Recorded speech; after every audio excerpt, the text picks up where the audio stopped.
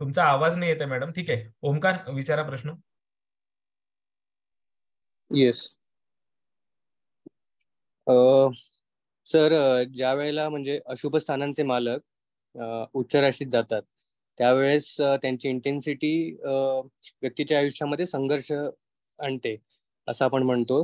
त्याचप्रमाणे त्या संघर्षासाठी लढण्याची शक्ती सुद्धा देते. अ, तर मग कुंडलीमध्ये अशा अशुभ स्थानांचे मालक नीच राशीत असल्यास त्यांची जी ताकद आहे ती कमी होते. तर मग आपण हे एका अर्थी चांगलं समजावं का? नाही, हा अतिशय चुकीचा हे आहे.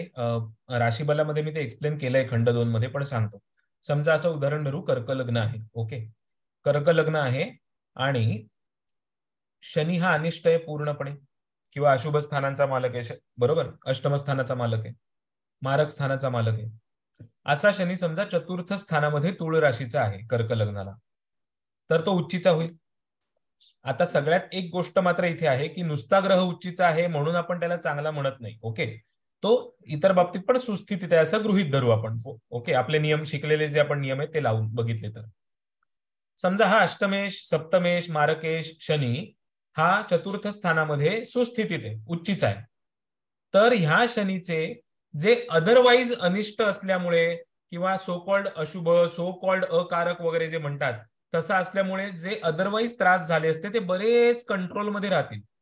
कारण लक्षात घ्या, एखादा गावगुंड आहे, त्याच्यापर्यंत चांगली रसद पोचतीये, तर तो उगाच त्या दुकानदारांना आणि व्यावसायिकांना त्रास द्यायला फंदात पडतो का? नाही, कारण त्याच्या घरी पोचतंय सगळं. तो स्वतः वेलसेट आहे.